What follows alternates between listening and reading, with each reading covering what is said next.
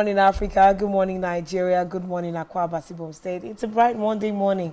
A really good day to rise and shine wherever you are. This is Rise and Shine, and we're coming to you live from Uyo, the capital city of Akwa Ibom State, Nigeria. My name is Uyai Anekan. Good morning, and thanks for joining us.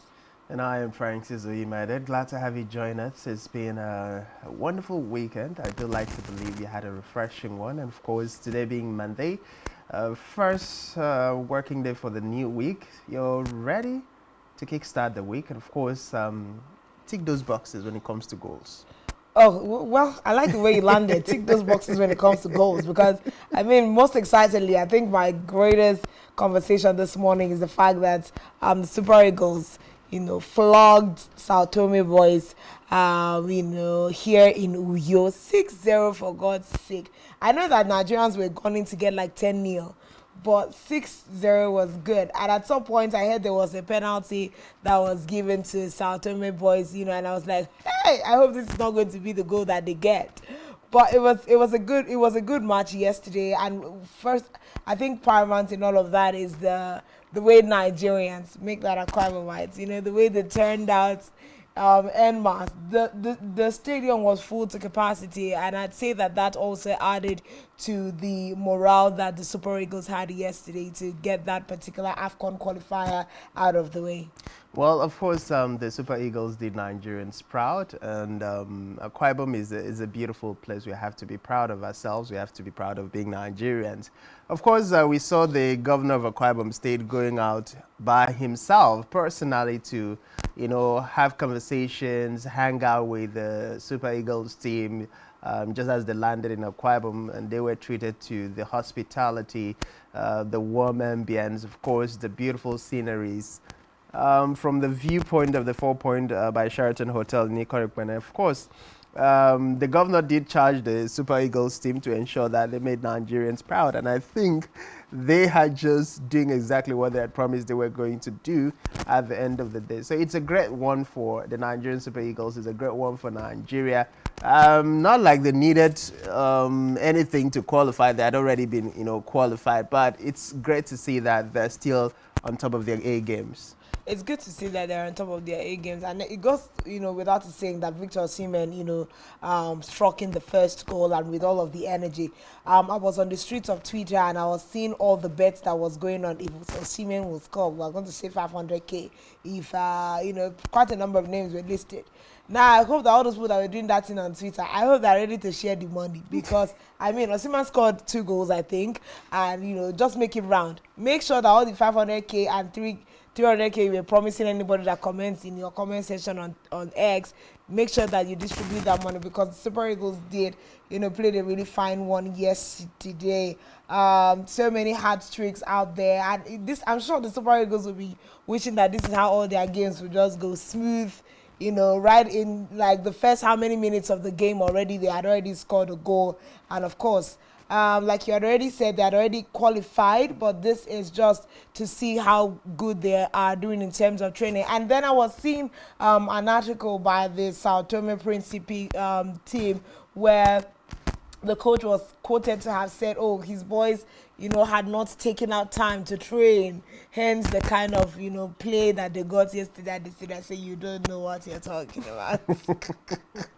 Well, I think one thing very paramount in football is the unexpected twists and turns. Sometimes you see the leadership of the Super Eagles and other football organizations coming out to say, wow, our boys have been in top spirit, they are in their highest point and they are going to deliver. Of course, you get into the football pitch and by the end of the final whistle, you get to discover the boys were not really in high shape, they were not really in high spirit. But at those moments where you feel like, oh, we haven't done enough, we've not given enough investment into training, we're not really prepared for this, boom, the magic happens. So it all depends on a whole lot of variables, how the boys themselves are feeling, what the atmosphere is. And, the streets of social media have said probably having Governor Pastor Omoino personally going to meet with the Super Eagles, team in when they arrived in Akwa Ibom State, and personally giving them his promise that he was going to be there. And of course, he was there all through always reaching out, always checking in, always having those conversations, and of course playing the fatherly role of advising and cautioning and charging them on to win. A lot of people are saying, yeah, that to a larger extent would say is also a morale booster for the Super Eagles team, telling them, yes, you're welcome to my state, you're welcome to stay, we are here to support you. And of course, the Akwa Ibom state government went a step further, buying all the tickets to go, 5,000 tickets for people to go watch. I mean, that was a great move just to show how much of support the state is giving to the Super Eagles team. So I would say it was a long thing. Long thing, Victor Osimhen, of course, scored the first goal at the 13th minute, and again another one, the 69th minute, he scored another goal, and of course 3 goals is what Victor Osimhen put in the net for the Super Eagles yesterday. The 79th minute saw Victor Osimhen put in another goal. Of course, we also saw the likes of Ademola Lookman put in 1 goal. Taiwo Awoniyi was the one who scored another goal, and Samuel Chukwueze that gave us the 6 goals that we had yesterday. So congratulations to Nigeria, congratulations to Nigerians, congratulations to the Super Eagles on this particular one. But I think the very exciting part of this is the fact that we have stadiums in Nigeria that can be used for international games. And when you say Nigeria and you bring it all the way to Akwa Ibom State, that quality of a stadium that was able to host a game of that repute, it's really, really good. And this will still put out word to the state governor to see how that the management of the Godswill Akpabio International Stadium, that's a nest of champions now, is properly maintained. Any remaining parts of the project that is meant to be done, so that we have more of these kinds of international visitations coming to the state, it will be good, because I mean that is also another channel of making money in the state. So this is a great thing, and we should see how that particular stadium is maintained, and the facilities are upped to make sure that if we are looking at having more rounder games held, we can have them. What stops us from having a swimming festival and all the other likes right there? Well, of course, we know over time the state government in Akwa Ibom State, from the era of His Excellency, former governor of Akwa Ibom State, now the Senate President Godswill Akpabio, a lot of investment has been made into the sports sector. We saw the Nest of Champions, the Yeo Township Stadium. Of course, the Udom administration came in, refurbished the Yeo Township Stadium, and of course erected another one at Aket. So we have 3 big big stadiums that we can host league, and there are other 2. There's one by Itam. There's also another one somewhere along I think Ring Road. So you're looking at 5 stadiums so far erected by the Akwa Ibom State government, all get towards promoting sports and sports tourism as far as Akwa Ibom State is concerned. So we could say eventually those investment by successive administration in Akwa Ibom State are beginning to pay off with the hosting of these quality match that has been brought down to Akwa Ibom State. But behind that, Akwa Ibomites are still asking for more, because we're looking at a situation where the state becomes the hub when it comes to entertainment, when it comes to sport.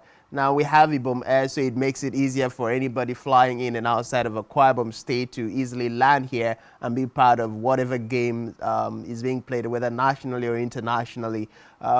We have a great environment. We have great people, food.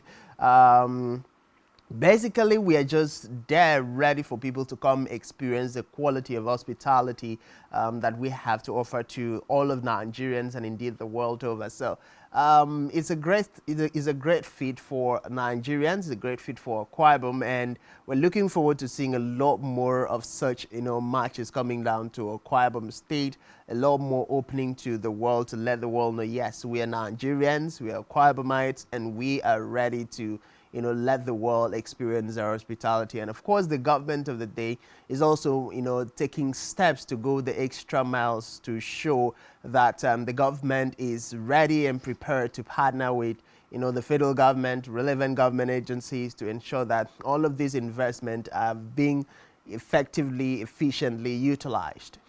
Well, of course, congratulations once again. But we'll move on to our very next flash news this morning. There is a read mania, more like, some people call it a readathon, a read mania going on in Akwa Ibom. There is a son of a soil, John Obot, who has decided to put forth a really big feat to break the Guinness World Record for the longest marathon reading aloud.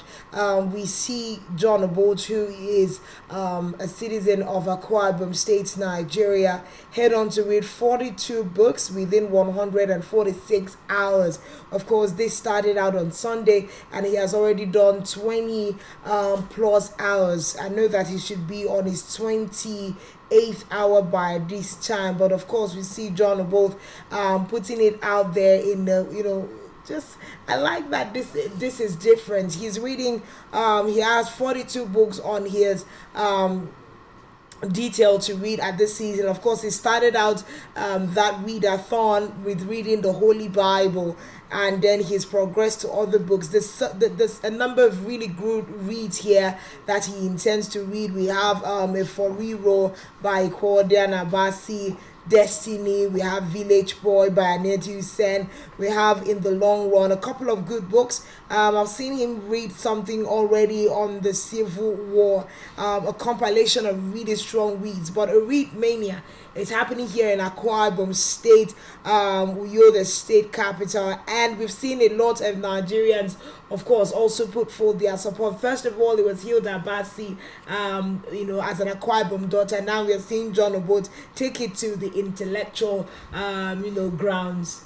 Well, John Obot has been doing quite an amazing job from the onset of the read mania. Of course, we know as at this point he's currently at his on his 7th novel titled The Animal Farm by George Orwell, and most of us must have read that book in our secondary school days. And it's a beautiful thing to see that, beyond the hospitality, beyond all the things that we're known for, we are championing a new course. I just remember how quiet we would say Nigeria was before the Cookathon by Hilda Basi. Of course, we saw what happened after the Cookathon by Hilda Basi. We've seen different people within and outside Nigeria trying to break that record. And of course, he's gone down in history as far as Guinness World Record is concerned. And Hilda Basi's Cookathon was, brought a lot of traffic. So we're seeing a similar thing played out with John Obot's attempt of, the 145 hours. I was literally just sitting down and calculating. I'm like, oh my God, 140 something hours. I mean, it takes a lot of planning. It takes a lot of preparations. It takes a lot of determination for one to actually want to take on that kind of task. And I'm particularly excited because we're in a generation, an era where young folks are more interested in shaking their behind and to get attention. Young people are more interested in doing things that are not within the literary space to gain attention. But here's one person who is taking a step forward to remind us of the need for us to, read, telling us the importance of being a reader, the importance of making that the land grows, there's development and progress and all of that. And as far as the Constitution of the Federal Republic of Nigeria is concerned, Atiku Abubakar, Peter Obi are well within their rights to appeal the case. When you talk about national unity, when President Bola Tinubu, that was part of his call on these two presidential candidates, they should promote national unity. National development, yes, national unity, national development. But right now, the country is divided, it's polarized across different political party lines. And apart from that, majority or a lot of Nigerians still hold the notion that the 2023 presidential elections were did not reflect the interest, did not reflect the will, did not reflect the voting of Nigerians. And whether or not you agree with it, the only way that those voices are going to be silenced is when Peter Obi and Atiku Abubakar get to the highest point of the appeal that is available for them within the Constitution. And we come back at the same time, and then the verdict still favors Bola Tinubu. Until we get to that point, most of these Nigerians who hold this mindset that the mandate that was given at the presidential election was not the one that was declared by INEC will not stop. So the only way to put an end to those thoughts is to allow Atiku Abubakar and Peter Obi to head to the highest appeal that is available to them. When the verdict is given, then and only then will these Nigerians who have this mindset, who have these opinions, be silent. And only then will we now begin to see conversations about, national unity, having Peter Obi and Atiku Abubakar working with the present administration to build the country. But of course, there is also a question: are the APC actually sincere about ensuring that people across party lines collaborate with the present administration of Ahmed Bola Tinubu to build the nation? Because if they were, we would have seen that reflecting. The only person that has been given appointment outside of the APC as we speak is Minister Nyesom Wike. Outside of that, how many people outside the APC has been given appointment or have been drawn into this present cabinet to show the goodwill of Ahmed Bola Tinubu, who had extended the olive branch to these respective political parties shortly after taking over office, after being declared as the president-elect of the Federal Republic of Nigeria? So those are conversations that the APC leadership needs to consider. I think it was just last week that we saw association of presidential aspirants coming out to ask for them to also be included in the by-elections, happening in the country. We've not seen any reaction coming from the presidency or the leadership of the APC so far after that appeal has been made. So there are certain actions that the leadership of the APC needs to take for the Nigerian people, for the political class to understand and then get to agree that, yes, perhaps Ahmed Bola Tinubu and the APC-led administration are really willing to turn things around in Nigeria. And to do that, they're going to tap across party lines, across political divides. Only then will we begin to see the kind of calls that are being made within the APC and some well-meaning Nigerians who are in support of this present administration. Of course, we know for a fact that being involved in a fight doesn't do well for any new administration, because you're looking at the energy of going to court, you're looking at the expenses that are accruing as a result of that, you're looking at the distractions, and of course, whether or not you like it, there is that minute tendency of asking yourself, oh, will the next court upturn my verdict? Will I be unseated as the president of the Federal Republic of Nigeria? Or maybe I need to slow down a little bit in terms of, policy direction and all of that. And don't forget the question that Nigerians have asked. So in the event that, should the verdict had been in favor of either Atiku Abubakar or Labour Party, what would have happened? We've had ministers who were, screened and appointed, given portfolios. So it therefore means, will the new government that would have come in, undo all of these things that has been done so far in the Federal Republic of Nigeria? And what would that mean for the country's stability? What would that mean for the country's security? So all of these things must be factored in, and all hands must show that they are actually willing to see Nigeria advance. Only then can we see this conversation see the light of day. Well, there's a lot to consider with regards to that particular conversation, like you had established. Alhaji Atiku Abubakar is within his rights, the Labour Party is within their rights. Now, what most Nigerians are looking to say is if the Supreme Court is going to uphold the judgment of the PPC at this time. But then again, it's not about propaganda on the social media space, and we will just wait to see how this case now goes when of course, the likes of Labour Party have already released a statement and asked their lawyers to put together all of the brief that is necessary to appeal this particular judgment. It is not sitting right with a lot of people, but then again, we need to also consider how we can put the nation ahead of so many things. But let's take a really quick swipe at the very last story. If you remember last year, the United Arab Emirates had actually put some bans on Nigerians, visa bans on Nigerians, because of certain things that happened in the country.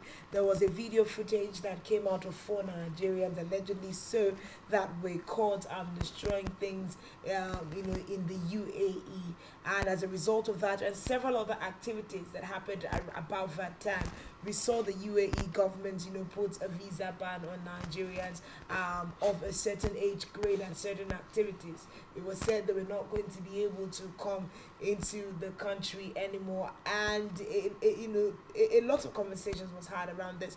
But we see the fact that President Bola Ahmed Tinubu is in the United Arab Emirates in an attempt to resolve the diplomatic dispute with Nigeria. Now, of course, the UAE authorities had in October of 2022 slammed visa ban on Nigerians, coming shortly after the Emirates also suspended flights. So there was a myriad of events in that particular season. Now the Nigerian carrier Air Peace was also operating to Dubai, similarly suspended its flights as the UAE stopped issuance of visa to prospective travelers. Now we're going to see the fact that the President Bola Ahmed Tinubu is going to be speaking with his counterpart in the country at this time to see how it's going to help to resolve some of the issues at this time. Of course, this conversation is had on the sidelines of President Tinubu being one of the leaders that was at the G20 summit. The UAE ambassador to Nigeria and several other conversations that will be had. We've seen the UAE ambassador to Nigeria at Aso Rock last month was with the president and directed the issues affecting relations with the Emirates airline. Now, but there's a little back and forth with regards to the fact that the president is the one going to the UAE to attempt to resolve this matter. Questions are being asked. What happened to Nigerian High Commissioners to the UAE? What happened to the Minister for Foreign Affairs? But some other people are also putting this out to be the president being very proactive to be able to resolve these issues. Some people have called out the former president, Muhammadu Buhari, for not necessarily having done anything tentative to address the issue with the UAE at the time that it happened. Well, repatriation of funds has been a major issue between foreign airlines and the federal government of Nigeria. And so far, within the time of the embattled CBN governor, Godwin Emefiele, the leadership of the then president, Muhammadu Buhari, a lot of questions had been asked, and yet the airlines had banned operations severally as a result of their funds that are being trapped in Nigeria. But we've not really seen the willpower on the part of the federal government and the part of the leadership of the Muhammadu Buhari's administration to actually resolve those issues. But of course, Ahmed Bola Tinubu making that move is first and foremost commendable, and we must give it to him as the President of the Federal Republic of Nigeria. I mean, that's what he was elected to do. But taking that steps means he actually, has the interests of the Nigerian people at heart. But beyond that, like he rightly asked, these are things that, we shouldn't necessarily wait for the president to do. We have ambassadors, we have high commissioners, we have people who are within that sector. Even the Minister of Aviation, those are things that falls within his purview that could have been addressed, but we've not seen that. So I do hope that President Ahmed Bola Tinubu is able to resolve that, and the issue of trap funds also is holistically addressed, not just for the UAE, but other airlines, foreign airlines operating in Nigeria. When that is done, I think we're going to see a lot more activities happening. But of course, there is also a need for us to caution our brothers and sisters. When you do travel outside the shores of Nigeria, the image of the country is at stake. The image of the country is your responsibility. And whatever you do, one way or the other, would come to affect the millions of Nigerians who are at home or outside the shores of Nigeria. So in as much as you have the liberty to move and go to any country or anywhere in the world, but please, when you're doing that, also know that your actions or inactions can either pave way for more Nigerians to come over and have better life, or block the way for other Nigerians to also come and experience greener pastures. But we'll take a short pause here on our conversations, and we'll head out to the News Brief Desk, where Mary Joseph is waiting to take us around the world. To stay with us.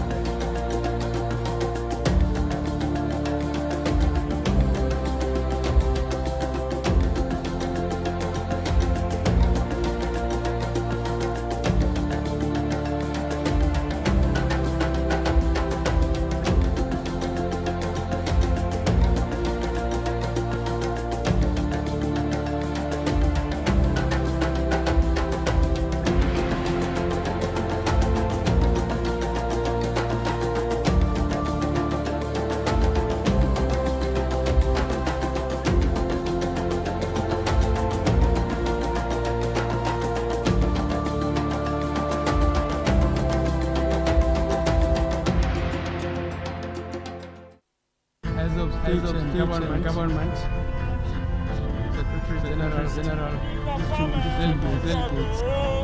Disasters being labeled Nigeria for Spectrum TV to recover from the lapses taken into account.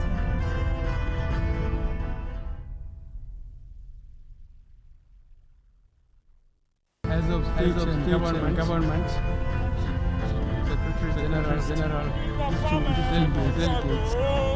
Disasters being labeled Nigeria for Spectrum TV to recover from the lapses taken into account.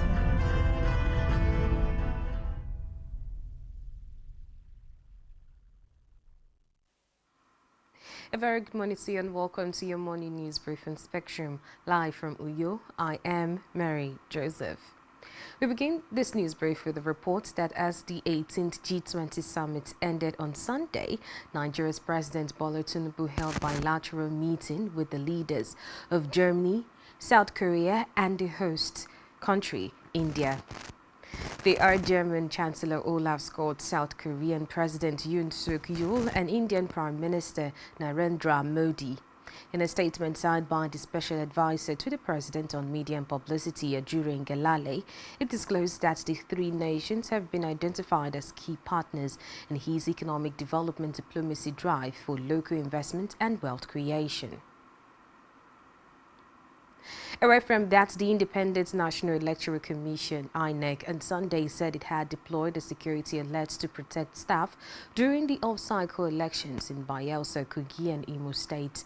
It was reported that over 16 INEC ad hoc staff were attacked and electoral materials including ballot boxes were destroyed at Oduakpo, Ward 7, Onisha South local government area, Anambra State during the House of Assembly election on March 18, 2023.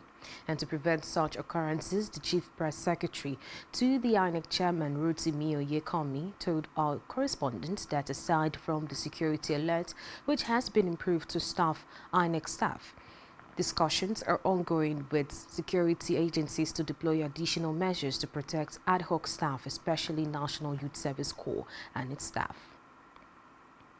Meanwhile, Rivers State Governor Siminalayi Fubari met with heads of security formations in the state on Sunday, charging them to find and arrest the killers of the late SP Bako Agbashim, the divisional police officer of Ahuada, who was brutally murdered by some criminal gangs on Friday.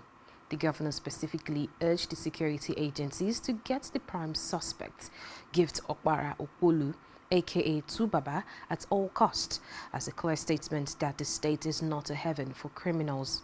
Fubara stated this while briefing the Government House Press Corps shortly after an emergency security council meeting in the state seat of power in Port Harcourt. We head straight now to the foreign scene where a helicopter from Panama's National Aeronaval Service disappeared Sunday while carrying out a mission in the west of the Central American country, the agency said. Now search efforts were underway to locate the AW-139 and its crew of 3, said a statement from Senan, the branch of the Panamanian Public Forces responsible for the nation's naval and maritime security. It however said that the aircraft disappeared between Punta Rincon on the Caribbean coast and the city of Santiago de Veragos for the island and some 250 kilometers, 150 miles from Panama City. And finally, in sports, Spanish Football Federation President Luis Rubiales has resigned following fierce criticism from kissing Jenny Hermoso on the lips at the Women's World Cup victory ceremony. The already suspended Rubiales sent his resignation to the federation's interim president. He said